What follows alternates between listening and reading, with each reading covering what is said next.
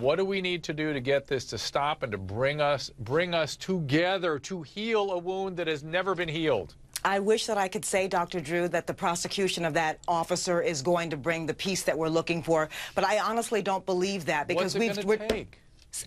What is it going to take? We're going to have national dialogue. I cannot stress that enough. You know, Dr. Drew, before I came on, I had dinner with my husband, and I laid down a scenario for my husband, who's a 50-plus-year-old black man, very successful in his career, and I asked him, when you see the blue lights behind you, if you might have been speeding, or even if the car is going to be passing you, I said, what is the first thing that you think about? And he, without hesitation, said, the first thing that I think about is having harm come to me if I am pulled over. That is a problem, Dr. Drew. That is a problem if a 55-year-old executive in a company who's a black man in America is still thinking that way. I didn't tell him to think that way. And by that same token, when white officers or officers sit down with their family members and all day long they have dealt with all kinds of folks, including African-American males, and in their mind and in their psyche, they see that kind of person being linked to crime, you can't tell me that that is not impacting them when they're out there on the streets. I've talked to law enforcement. I know that's the way. So we've got to have meaningful dialogue apart from the explosion that we have going on right now. Spirit? Yeah. You know, Jennifer hit it just right. We have got to open up the dialogue, and we cannot wait for situations like this where opportunists are able to come in and take advantage of the situation, Dr. Drew.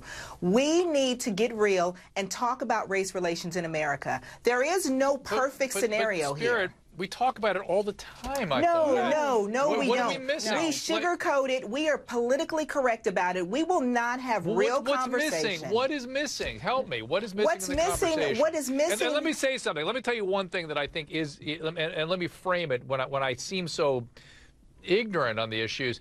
When people have privilege, privilege is invisible.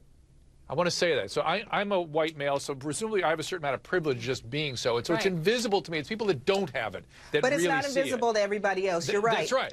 So what do I need to do? Where do I need to be engaged in conversation that I'm not? What you have to do is you have to not be resistant to recognizing that as a white male in America, you come from a line of privilege, and that is real, and that privilege is afforded to you even today through no fault of your own and through nothing that you have done to earn it. That is real in America. Race relations, we are a divided nation, and until we get real about our biases, until we get real about our fears, our hatred, our ignorance, our lack of knowing each other, we are in communities where we still don't know each other, where we pass each other like two ships in the night, and we don't have bonds, we don't have connections, we don't have love for people that don't look like us. Many of us don't have love for people that do look like us. And so until we get real about relationship and what matters in this country, and until we start having frank dialogue and not be afraid to hurt each other's feelings, nothing is going to change.